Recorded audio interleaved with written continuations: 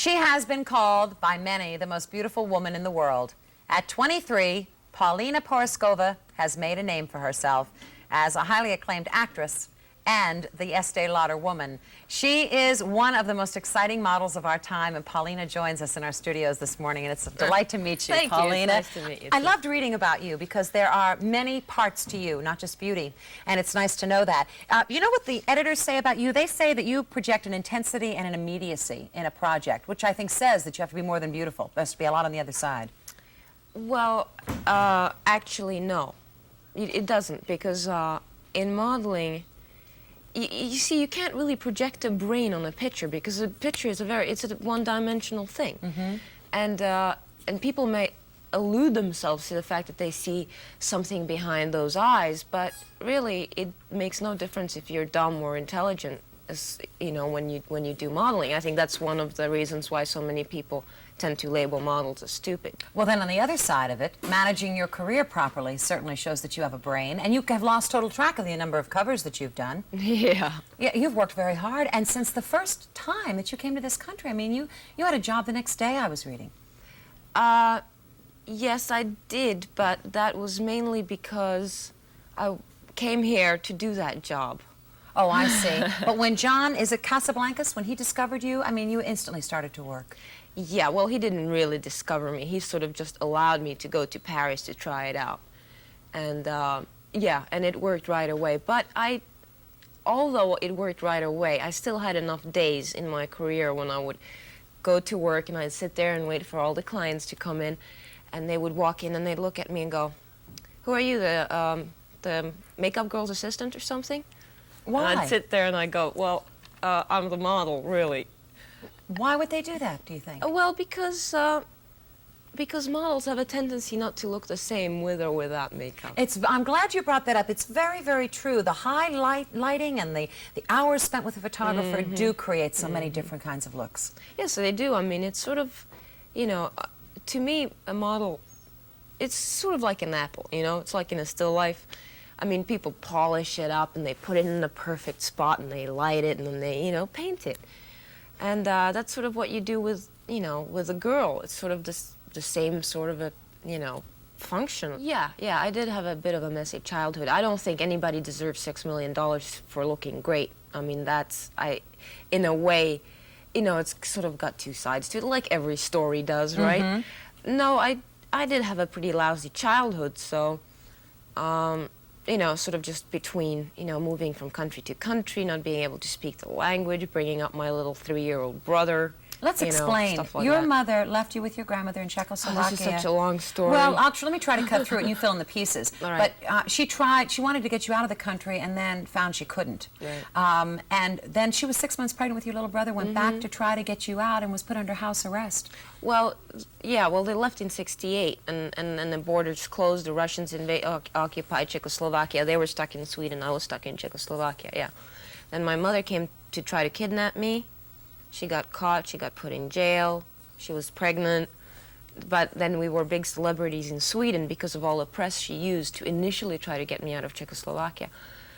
So they put her in house arrest instead of, you know, a normal jail, because people in Sweden were protesting a lot. And then she sat there for 3 years with me and my little brother, you know, sort of growing up, and actually, we owe this to Olof Palme, who was the Prime Minister who got assassinated last year. He was supposed to make a state's visit to Czechoslovakia, and he said that unless they released us, he wouldn't go. So thank you, Olof, wherever you are. Because you then got out. Yeah, thanks to him, I'm here. You wouldn't have had this career had you stayed in Czechoslovakia. No, I'm probably selling cheese behind some counter somewhere.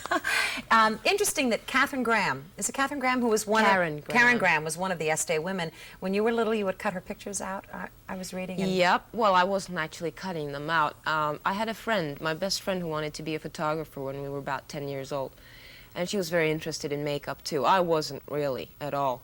But sort of because she was my best friend, I would help her and I'd be her model. So we would copy pictures from ads, and one of our favorite things to look at was Karen Graham's pictures in the Estee Lauder ads, because they were always so very elegant and you know, clean, and she always had her hair back, and you know, and I thought, God, she's so gorgeous. And so we would do the same thing. We, put my hair back and put like makeup on and, some old vase with some weeds in it, and then she'd take pictures of me with her Kodak Instamatic. Little did you know, and this is a very different image. You are a different image ironic, for Estee, really. Aren't you? It's from what people seem to know me as, yeah. Although it's not a different image for me.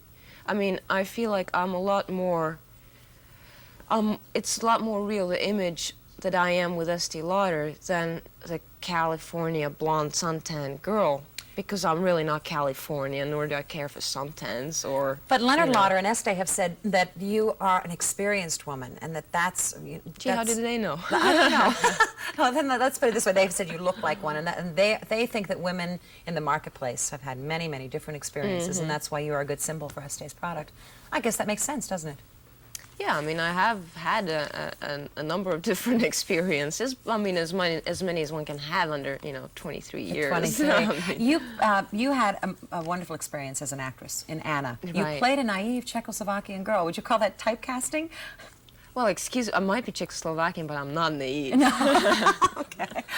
But you were very, very good in that film. Thank you. And I assume that that's another side of your career now. Yeah, want to be actresses, and I look at them and I think, if this woman has... bless Excuse you. me. Thank you. If this woman was to be an actress, and as far as I see it, she has no talent whatsoever, I'm going to make a fool out of myself being just like all these other people.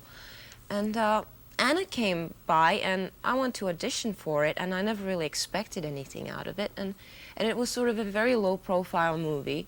It was made for very little money. Isn't that, though, so Very often true, little. where the little low-budget films become wonderful films? And we had a great time shooting it. I mean, we all were friends, and we all got paid absolutely nothing. And so we were doing it because we wanted to. You and I agreed in the green room that we would not talk about your personal life, but there's a sign that keeps coming up saying boyfriend, boyfriend, boyfriend. I guess I didn't tell the control room that we decided. Boyfriend. Let me just say, Rick Ocasek, who is from Boston, is someone that you're seeing. Does that mean you're going to spend a lot of time here? Maybe. Well, we would like that very much. Do you like Boston and New Yeah, England? I do. I what think you've this seen is of it? This is a beautiful city. Actually, it's probably one of the prettiest cities I've seen in America because it's the one that looks the most European to me. I was going to say that. Yeah, so it reminds me a little bit more of my home. But my home right now is Manhattan, so... But you're an artist, a pianist. You're working on a book. Well, I mean, it's not like I'm those things very well. I mean, I do a little bit of everything, yeah. But that's very nice, though. So you have a well-rounded kind of a life. You are Yeah. not totally caught up in this phase of the business, which I think could probably ruin you inside if you were. Well, and it'd also be over very soon, wouldn't it? I that's mean, true. how many years do we have to go, Yeah. And that's why modeling is a wonderful thing if it's a step to the next step. And it's a terrible thing if it's the only step you're ever going to make.